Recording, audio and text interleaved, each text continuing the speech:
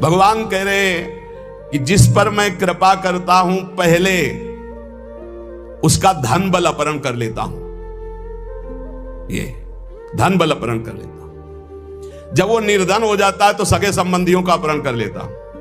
या तो सगे संबंधी छोड़ देंगे, देखा ना पिता रास्ते में ही राधे श्याम। बहुत कृपा समझना कठिन है। सुनाया था एक बार भगवान शंकर की कृपा।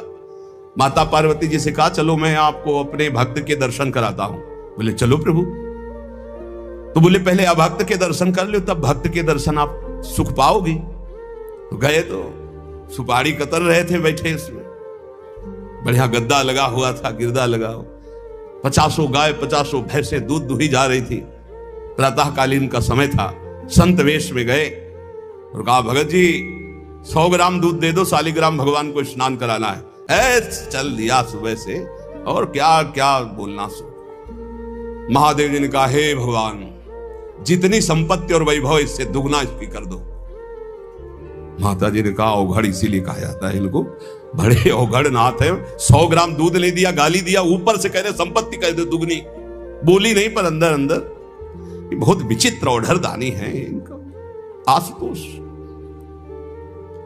बोले चलो भगत के दर्शन। बोले अभक्त तो ऐसा था कि अगर आप साथ ना होते तो इसको भस्म ही कर देती हम, क्योंकि अंबा तो शक्ति है। आपका अपमान। अभक्त ऐसे ही होते हैं, तुम्हें नाराज नहीं होना। भक्त के पास गए, एक झोपड़ी फूस की, एक गाय, और उसी फूस की झोपड़ी में माँ उसकी मैया रहती थी। गए जो देखा संत तो साष्टांग दंडवत किया, आओ बैठो बैठाला। 100-200 ग्राम गाय का दूध होगा, वो बढ़िया पान करने को ले दिया। प्रभु थोड़ी देर भगवत चर्चा हुई। भगवान शिव ने कहा अच्छा भाई चलते हैं, हम तो विचरण करते रहते हैं।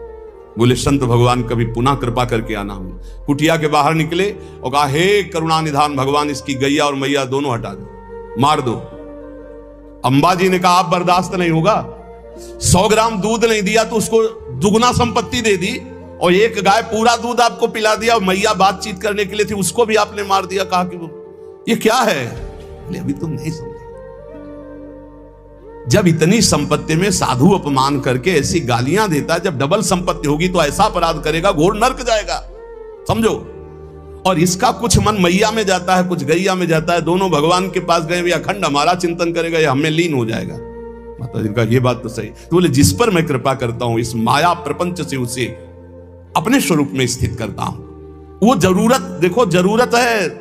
ऐसा नहीं कि एक बुखार की दवा सबके साथ चलेगी।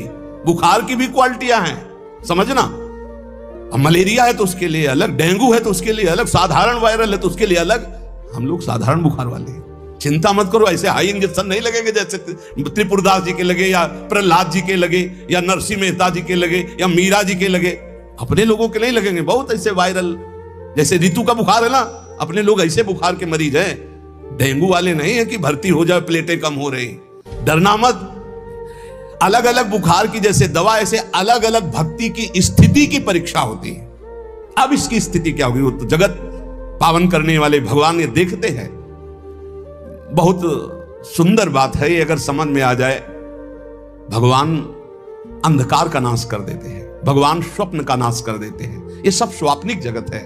अब मोह ममता से युक्त इसलिए डर जाओगे, तो हम कह रहे हैं तुम्हारे साथ ऐसा होगा ही नहीं, क्योंकि तुम उतनी स्थिति के ही नहीं हो। डरना मत, सच्ची मानिए।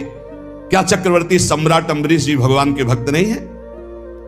ध्रुव जी भगवान के लिए भजन करने के लिए गए तो आज ऐसा पद मिला कि त्रिभुवन में किसी को नहीं। सुदामा जी को दरिद्रता प्राप्त थी और सुदामापुरी की रचना हो गई, जैसे द्वारिकापुरी की रचना। आप हमारे श्री कृष्ण के प्रति ऐसा ना सोचे, ये जो कह रहे हैं बड़ी गुप्त बात है। उसके अंदर के ममत्व का नाश कर देते हैं, उसके अंदर के अज्ञान का नाश कर देते हैं। क्या आप अपने अज्ञान का नाश करवाना नहीं चाहेंगे?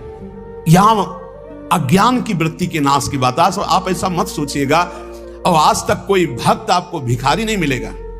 आप ध्यान दीजिएगा, पुरुष से लेकर के जहां दृष्टि डालिए, जहां भक्तों को आपके 4 घर में लोग होते हैं, उनके भोजन की व्यवस्था में आप चिंतित रहते हैं, समझ रहे? जब हम मांग के खाते थे तो भूखे रह जाते थे, और जब भरोसे पे हैं तो 300-400 लोगों का बाल भोग, राज भोग और शयन भोग हमने आप हमारे प्रभु पूरा करते।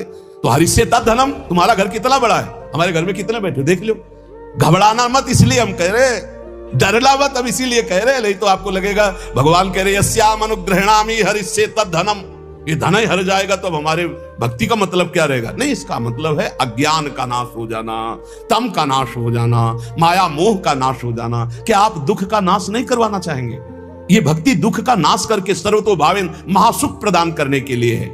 ततो धनम त्यजन्त्यस्य स्वजनाः दुख दुखितम, भगवान कह रहे हैं फिर उसके परिवार वाले उससे प्यार नहीं करते। क्या झूठे प्यार में फंसे रहकर जिंदगी गंवाना चाहोगे? क्या आप ये नहीं जानोगे कि तुम्हें कोई प्यार नहीं कर रहा? क्यों झूठ में जीवन व्यतीत करना चाहते हो? सच्ची कोई प्यार नहीं कर रहा, कोई प्यार अपने सुख के लिए प्यार कर रहा है, कोई तुम्हें प्यार नहीं कर रहा। तो भगवान कह रहे हैं मैं परिवार से भी उदासी पैदा, कोई उसको प्यार नहीं करता। असलियत में आ गई बात कि कोई प्यार नहीं करता। फिर कह रहे हैं कि जब वो व्याकुल चित्त हो जाता है, कोई उसे प्यार नहीं करता, ऐसा लगता है सब मुझे छोड़ दिए, तब मैं एक रास्ता देता हूं अपने भगवत प्रेमी महात्मा का। वो विशुद्ध संत से मिलता है, और जब संत से मिलता है तब मैं उसे अपनी कृपा से ऐसा सराबोर कर देता हूं, अनुग्रह की वर्षा कर देता हूं, और वो मेरे में डूब जाता है। महाभागवत, जन्म जन्मांतर के पापों का नाश करके महान सुख की प्राप्ति, यह है रहस्य हमारे प्रभु का, जो भक्तों के जीवन में जगह जगह पर दुख दिखाई देता है। वो हर मोड़ में ईंट खड़ी कर देते हैं, इधर चल सीधे। ये इतना फिसड्डी मन है कि अगर वो कृपा न करे तो माया में फंसा रहे, पर वो ऐसे ईंट रखते चले जाते, निकल मेरी तरफ बढ़कर आ जा। अब त्रिपुरदास जी बाजार गए तो बेचिके बाजार यो रुपया एक पायो, ताको ल्यायो मोटो थान मात्र रंग लाल गाइए, भीजो अनुराग पुनि नैन जलधार भीजो, भीजो दीन ताई धरि राख्यो और आइए, को प्रभु जन आए सहज दिखाई दई, भई मन दियो ले भंडारी पकड़ाइए, काहू दास दासी के ना काम को पे जाऊं लेके, बिनती हमारी जो गुसाई ना सुनाइए। त्रिपुरदास जी को दावत दिखाई दी, जो पीतल की सी दिखाई दे रही थी, उठाई बाजार ले गए तो उस समय उन्हें 100 पैसे मिले, 1 रुपया। 1 रुपया कपड़े की दुकान में गए, मोटी मार्किंग को। अब जहां इतना कीमती वस्त्र, सोने के गोटे, हीरे लगाकर सुंदर ऐसी पोशाक भेजते थे, वहां आज स्थिति की मार्किंग कैसे ठाकुर जी को भेजे? लाल रंग से लगा, लाल रंग अनुराग का रंग, सफेद मार्किन लाके आंसू गिरते जा रहे हैं कि नाथ ये मोटा मार्किन आपके तो दास दासियों के लायक था, आपको पर कुछ नहीं है। अनुराग में भीने हुए नेत्रों से अश्रुधार बह रही है।